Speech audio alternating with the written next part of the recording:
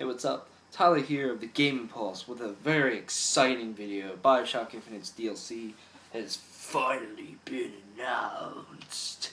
And, wow, what a wait. As you can see, what better way to celebrate this than with some gameplay of Bioshock Infinite?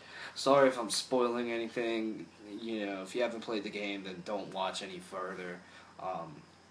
You should play the game, though. I mean, it's one of the best games of the year, best games of all time. I don't care what anyone says. Anyway, I'm here. This is exciting news. The first one, the DLC is going to be in 3 parts. Technically 2, but they're going to split the 1 in half.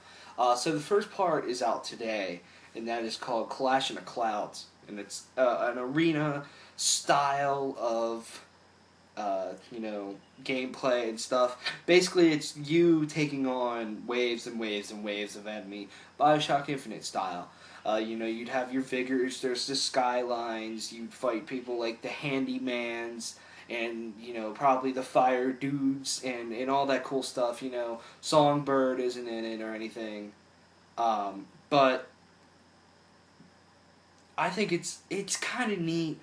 To me, it's also kind of, well, shit, this DLC's taken a really long time to do. We waited to start this DLC when the game Bioshock Infinite was actually finished. This is kind of an easy way to just get something out really quick for people to play. So it's kind of lazy in ways. I mean, I'm not saying that it's not going to be fun at all. I haven't played it yet. I've been able to pick it up. I will eventually. But that's just my thoughts on it. I'm sure it'll be fun, but I don't know how long it'll last. I played Bioshock, the franchise, for a deep, rich story in a nice, setting, in just that really engulfs you. And not really for the gameplay. The gameplay to me complements the amazing story and environments that you play in. The gameplay in Bioshock Infinite is fantastic. I'm sure it'll be fun playing through waves and waves of enemies, horde mode style. But that's just my thoughts on that. The next one is the big one, and this one's called Burial at Sea. And this one's going to be split into 2 parts, one coming out later this year, and the other one coming out March of 2014. That's a really long time. I'm not sure how many people will wait around to actually get that. Especially if you're a season pass to have to wait a year after the game is out to, play. Yeah, excuse me. To get it. I'm not sure about that. I mean, I know that they're putting a lot of time and effort into it. They're making it quality to the quality of the actual game.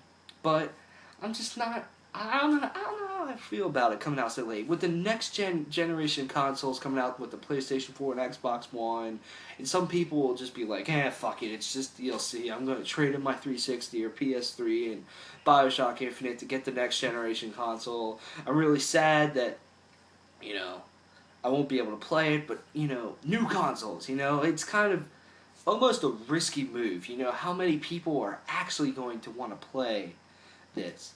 But I know I fucking will, because I'm not getting rid of my 360, because I have to play this DLC. It sounds very, very cool. One thing that's very interesting about it is that it's taking you back to Rapture. What? But it's kind of, but you still play as Booker, and Elizabeth is still there, except Elizabeth is older, she's wiser, and you actually get to play as Elizabeth in the second part. I'm very interested in seeing how that'll come about. Will she be able to use vigors? How's just combat going to be, period? Because, in Bioshock Infinite, she becomes a killer, but she's not, very much one. You know what I mean? I think that'll be really, really interesting, and I'm glad that they made that move. I'm sure it'll really help the story. The story deals with Booker is he's something, like a salesman or something, private something in Rapture, and to get back in Fontaine, he sinks some store of his, and they're trying to find something and all this cool stuff. I'm sure it'll be amazing. Kevin Levine, sorry if I pronounced that incorrectly, But he's an amazing storyteller, and I'm sure this will be no different at all. It'll be like a little mini Bioshock game, and I'm stoked for it. They'll be $15, but if you bought the $20 season pass, that's kind of a steal if you think about it, because altogether everything will be $35. But they're not selling them anymore. The first part of the DLC that's coming out later this year it's devoid of combat. Apparently, it's a lot of investigating and exploring to, I guess, figure out, where to go, what to do, all that cool stuff about the story and all that. One thing that I think is going to be so fun is that Big Daddies are back. Big Daddies are here, and Big Daddies to me are, handymans were cool, and there was a lot of really cool enemies in Bioshock Infinite, but nothing to the point of Big Daddies. Whenever you saw a Big Daddy in Bioshock, it scared the shit out of you. You were like, oh my god, I don't know what to do. And I think Little Sisters will be back, all the, little creepy motherfuckers with the mask, the cat mask and stuff, they're going to be back because, obviously it's Rapture.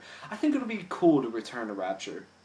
I don't think it'll have that same feeling as with Bioshock 1. Bioshock 2 doesn't have that same feeling of, oh my god, this world's amazing.